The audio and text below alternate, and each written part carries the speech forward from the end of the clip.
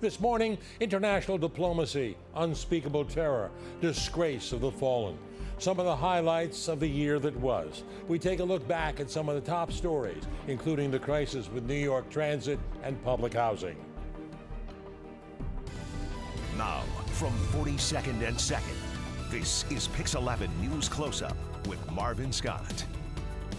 Good morning, everyone. 2018, another tumultuous year. Tragically, mass shootings again dominated the news, almost 300 of them. The political divides continued with strains between the left and right. Some key presidential allies got prison terms as the Mueller probe continued into the Russian meddling. There was tension and drama over a Supreme Court nomination, and violent weather swept across the country, with the worst of it, the devastating wildfires in California. Of all the stories we reported this past year, one of them topped all. According to the Associated Press survey of news editors, it occurred on Valentine's Day, a day hate sadly triumphed over love. The year began with bullets flying at Marjorie Stoneman Douglas High School. 17 people lost their lives, and a movement was born. Gun reform now! The students from Parkland, Florida, lobbied lawmakers for stronger gun control and organized nationwide protests, culminating in the March for Our Lives in Washington, D.C. Fight for your lives before it's someone else's job. More mass shootings followed. 10 people shot and killed at a high school in Santa Fe, Texas. 12 people shot and killed at a bar in Thousand Oaks, California. And 11 people shot and killed at a synagogue in Pittsburgh, the deadliest anti-Semitic attack in U.S. history. Large groups of migrants banded together to make their way north in search of asylum. In Honduras, there is no money, no jobs, a lot of crime, there is no security. In the spring, federal authorities separated thousands of immigrant families at the border as part of a zero-tolerance policy. Images of children wrapped in foil blankets and surrounded by cage-like fencing sparked outrage, and the administration announced it would suspend the practice. In the fall, tensions erupted, prompting a shutdown of the San Diego border crossing for several hours. The confirmation of Justice Brett Kavanaugh to the Supreme Court turning into another heated political battle. Sexual assault allegations led to dueling testimonies in front of the Senate Judiciary Committee. Brett groped me and tried to take off my clothes. This whole 2-week effort has been a calculated and orchestrated political hit. The midterm elections saw a record turnout at the polls. Democrats took control of the House, while Republicans increased their control of the Senate. After the election, the White House dealt with a growing threat from special counsel Robert Mueller's investigation. President Trump's former allies, Michael Flynn, Michael Cohen, and Paul Manafort, all facing varying charges. Well, I respect the move, but the entire thing has been a witch hunt, and there is no collusion. Political rhetoric reached a boiling point when an extremist mailed 14 pipe bombs to prominent Democrats and CNN. We're going to jump in. There's a fire alarm here. You might have heard it in the back. Climate change contributed to a devastating year of natural disasters. 2018 was the most destructive wildfire season on record in California. Rains from Hurricane Florence flooded the Carolina coast, and winds from Hurricane Michael leveled parts of the Florida Panhandle. The MeToo movement celebrated major court victories. Comedian Bill Cosby and former Olympic gymnastic Dr. Larry Nassar were sentenced for multiple sex crimes. In the 7 days leading up to Nassar's sentencing, more than 150 young women confronted their abuser in court. You do realize now that we, this group of women you so heartlessly abused over such a long period of time, are now a force, and you are nothing.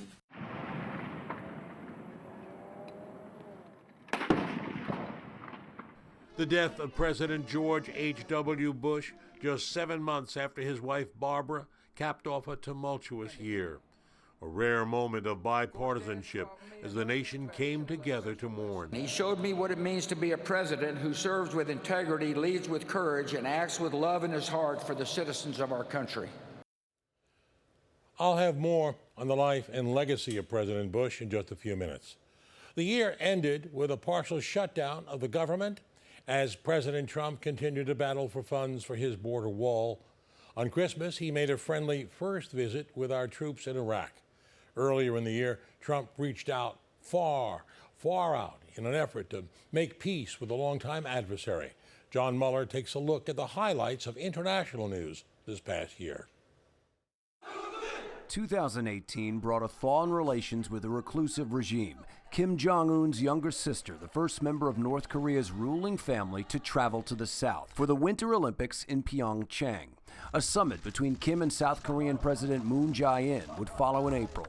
And in June, the first ever meeting between a U.S. president and North Korean leader in Singapore. We're ready to write a new chapter between our nations. President Trump also met with Vladimir Putin in Helsinki in July, but prompted an uproar in response to a question about Russian interference in the 2016 U.S. election. He just said it's not Russia.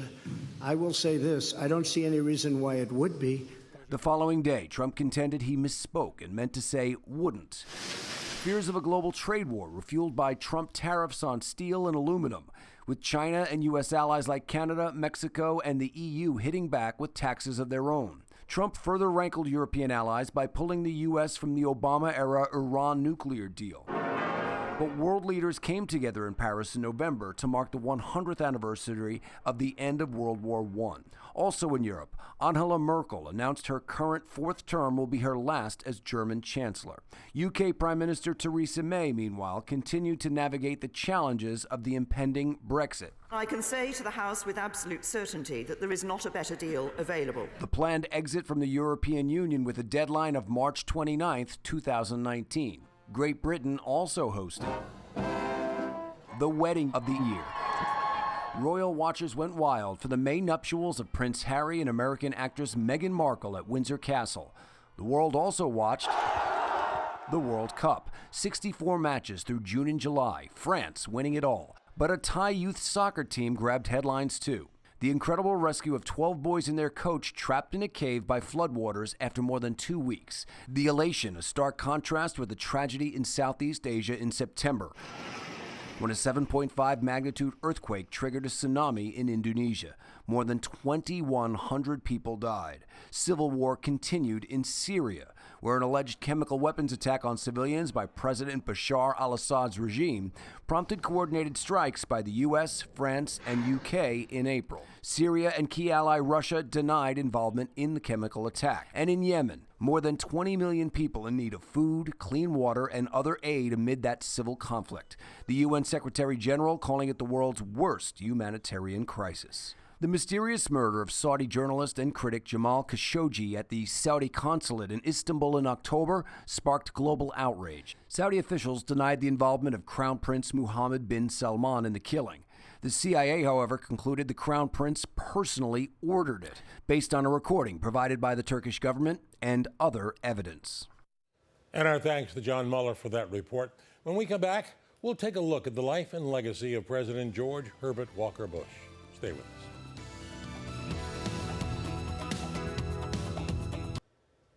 We lost some beloved Americans this past year. The brilliance of Stephen Hawking, the Queen of Soul, Aretha Franklin, and a true American hero, Senator John McCain.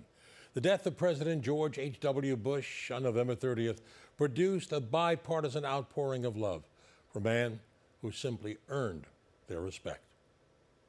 I, George Herbert Walker Bush, do solemnly swear. In 1989, George Herman Walker Bush, at the age of 65, became the first sitting vice president to ascend to the presidency since Martin Van Buren in 1836. He won a decisive victory over Democrat Michael Dukakis.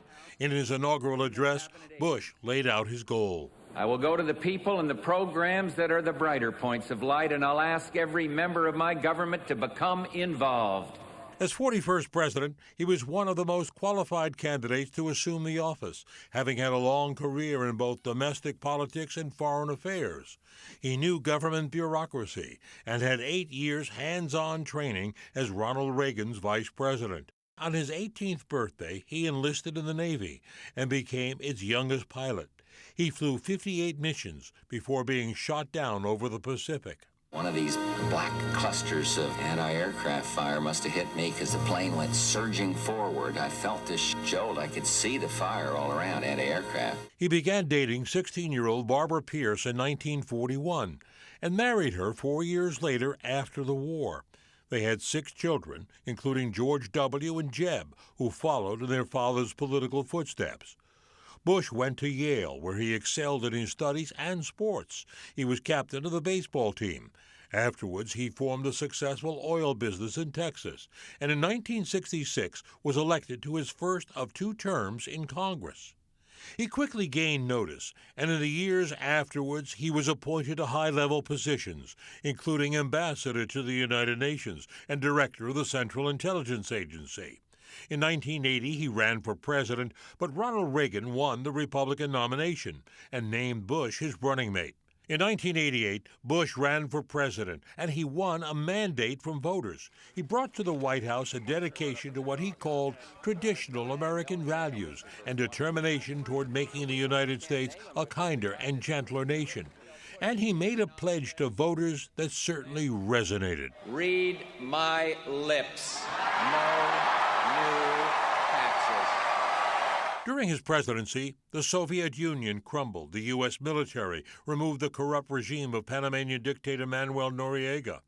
In 1990, after Saddam Hussein invaded Kuwait, President Bush, with the help of the UN, put together a coalition of 34 nations to oust Saddam from the oil-rich country. As I report to you, air attacks are underway against military targets in Iraq.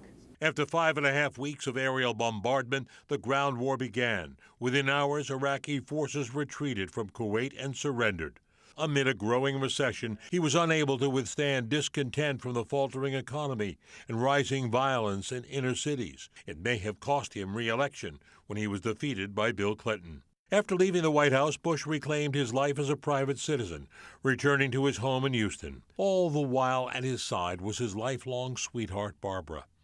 Their marriage endured 73 years, and he was at her side when she succumbed to failing health at the age of 92. President Bush leaves behind a rich legacy of political moderation, a man dedicated to American principles, a war hero, a husband, a father, a grandfather. George Herbert Walker Bush was 94. A rich legacy indeed. With all the negative news this past year, Americans did find ways to escape. Some chose to go to the movies, enough to create a record box office take of almost $12 billion. Now, behind the big screen, there was a shroud of scandal in the entertainment industry. Ayanna Harry has that part of the story. My son, it is your time. The biggest movie of 2018 was a cultural watershed and a box office bonanza. Black Panther scored with critics and audiences the year's highest-grossing film domestically, and was followed into theaters by Black Klansman and If Beale Street Could Talk. All 3 are drawing Oscar talk. Money. 1.2 million. Crazy Rich Asians took representation east as Constance Wu became the first Golden Globes nominee of Asian descent for Best Actress in a Musical or Comedy in nearly half a century. Sexual harassment and assault allegations against Harvey Weinstein kicked off the MeToo movement in 2017. In 2018, the former Hollywood heavyweight turned himself in to face rape and related charges in New York, charges he denies. Bill Cosby was sentenced to 3 to 10 years in prison for sexual assault, the first celebrity conviction of the MeToo era. The same month, CBS chief Les Moonves resigned amid multiple allegations of sexual misconduct that he denies. Several celebs had serious social media mishaps. Roseanne was kicked off her newly revived TV show after a racist Twitter rant. And Kevin Hart stepped down from his gig hosting the Oscars 2 days after he got it due to old homophobic tweets. It was something about when I put this hat on, it made me feel like Superman. Kanye West went to the White House, delivered a monologue in the Oval Office while wearing a Make America Great Again hat. The quickest celebrity coupling and uncoupling of 2018 was Ariana Grande and Pete Davidson. The music superstar and the SNL comic got engaged this summer after dating for just a few weeks, then split in the fall. And of course, another celebrity couple did make it to the altar. 2018's royal wedding had that Tinseltown touch as Britain's Prince Harry married actress Meghan Markle. The setting was Windsor Castle, but for fans, it was definitely a courtship with a Hollywood ending. It sure did have a Hollywood ending, and thanks, Diana Harry, for that report.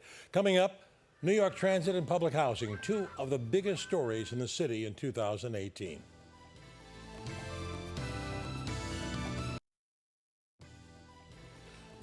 Two of the biggest stories in New York last year, that were the crisis in public housing, NYCHA, and the problems in the age-old transit system. I'm pleased to be joined now by my colleague Monica Morales, who's become an advocate for the 400,000 tenants in NYCHA houses, and transit reporter Greg Mocker. He's an advocate for the millions who ride the subways every day. Thank you so much for joining us. Now, NYCHA is facing potential federal takeover. Yeah. MTA still having a financial crisis, needs an infusion of cash to fix the system. Where do we stand at year's end? Monica. You know, a lot of politics has happened, as you know, but it is about the people. It's always about the people, at least for Pix 11. And we're going to continue to fight for families. We're just helping a blind woman on the Upper West Side get a transfer, and we're going to continue to do that. But it does look January 31st, the feds could take over, and we're going to be on it like sliced bread. We're going to be covering it every single day, making sure we're on every development. As you have in the past year, and here we have a winter, are they going to have heat in those houses? Already, thousands don't have heat or hot water, so we're continuing those stories. But the mayor promised it would be better, and I tell you on Facebook and Twitter, keep those stories coming. A lot of people say it isn't better, and why isn't it happening fast enough? And so we're going to continue to tell their stories. Again, the videos are powerful. Twitter, Facebook, tag me, tag NYCHA, tag the mayor's office, and they get immediate action. And also, Monica makes it happen, a regular on our news broadcast. And made Marvin, so much happen. You have had us on your show consistently, and you have kept the pressure on. We got to keep the pressure on. Just as we have to keep the pressure on the MTA, get the subways fixed. You said it. You ask where do we stand, and we stand on the platform, and we wait. And we check our watches, and we hear about the work that's getting done, and we need it to get done. There was a lot that happened this year. You know, anybody that rides knows the changes that are going on in the tunnel, the L train work that's coming up, the overnight things. You see the workers. There's still a lot that hasn't happened. The ongoing budget needs to be outlined, a real work plan, organizing the crews. It was a good year to bring on the new transit president. Byford is here. He outlined a lot of things. But again, and it's always been this way, where's the money? How's the money being spent? Monica and I are in the newsroom, and sometimes we forget what agency we're talking about. Because the bureaucracy. Parallel between the both. Yeah, we hear the same excuses, and as she said, it's about keeping the pressure on. And riders do it with social media. MTA's getting those tweets too. They're reading them. They're seeing the stories that we cover. So together, I think we can keep moving this along. And I'm always going to be the optimist that says 2019 is going to be something better. I think it's going to be big. It's going to be a big year for both NYCHA and the subways. But money and management, that is the connecting thread for both of us. Where's the money? Management. Why don't we have better management? Enter Mayor de Blasio and enter Governor Cuomo. We need funding for the subways. We need a fix for the housing. We hear promises, but not much has happened in the past year. Well, I've been sitting front row, as you know, Marvin, getting under the skin of the mayor. And I have to say, he has been named the worst landlord, NYCHA. And that was just recently, and he did not like being called a bad landlord. But many people say that NYCHA is the worst landlord of our city, including Letitia James, who is our public advocate. So how does he switch that? How does he change it around? He has this NYCHA 2.0, which we're all waiting to see actual action, because that's where people will judge. The public opinion will go to where the action actually happens. Why can't it happen fast enough? And that's look at Cuomo pivoting on congestion pricing this year to pass that with the legislature in 2018. Now a judge has put that on hold over some concerns from the taxi drivers, and rightly so, that $2.50 charge on taxis and $2.75 charge on for hire vehicles to fund transit, that might not be fair to that industry. So a judge is going to review that again, but here's another example of identifying a pot of money, and then some things have to get going. But even with the congestion pricing, we still have a $30 billion deficit at the MTA, and we're looking at a fare increase coming up. Now, Andy Byford, who's reaching his first year anniversary, he called for that $30 billion expenditure for his Fast Forward program. Any headway made there? Yeah, he keeps saying that we'll talk about it in the legislative session, and that certainly is on the list, because the signals are the things that control how many trains can be on a line at one time, how far apart they can be, and it's century-old technology that they're just putting Band-Aids on and updating and fixing.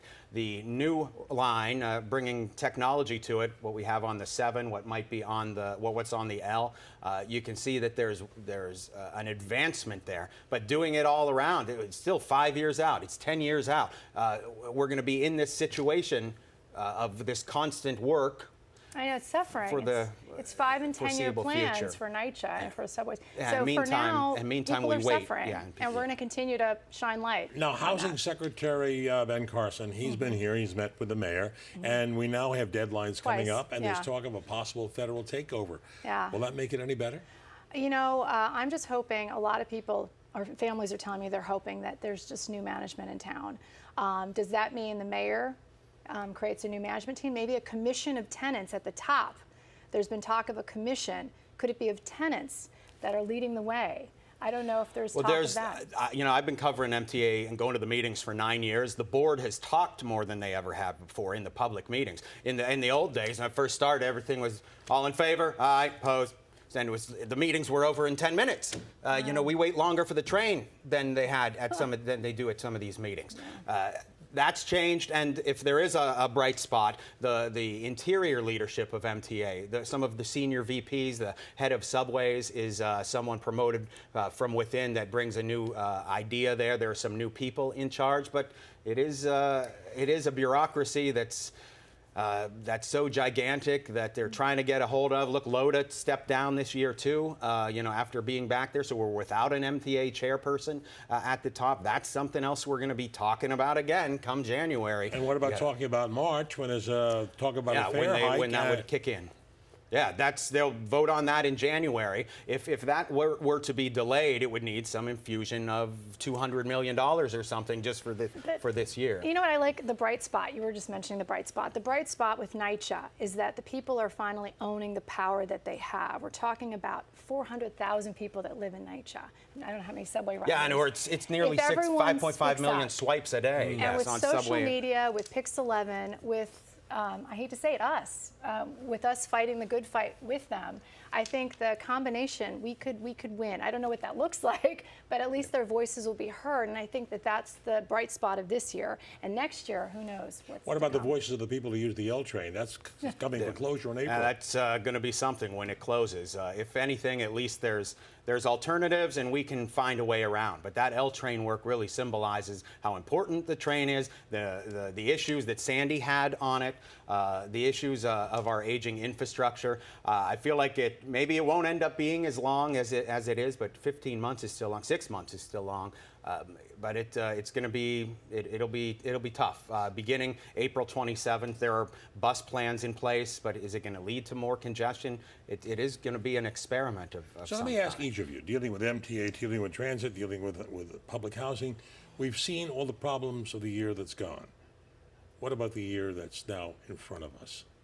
Are you optimistic things are going to get better? It's going to be a rough year for the people who live inside NYCHA because the fixes can't happen fast enough. Band-Aid fixes, you talk about that. The infrastructure is falling apart, pipes, people don't have hot water, they don't have their heat. It's going to be a tough year, but politically speaking, we're going to see a lot of changes to come. Yeah, and we're going to be waiting. You know, they live in NYCHA, our neighbors do. They're with that all the time. We might have to experience a delay or being on a train for an hour or something. So I think we have a lot of work that we're going to be seeing happening. We're going to have to sit with the delays. Greg Mocker, Monica Morales, always appreciate your insight. Happy New Year to you, both of you. Happy New Year. Happy New Year, Mark. Okay, and that'll do it for our program for this week. If you have any comments or wish to see this broadcast again, log on to our website at pix11.com/newscloseup.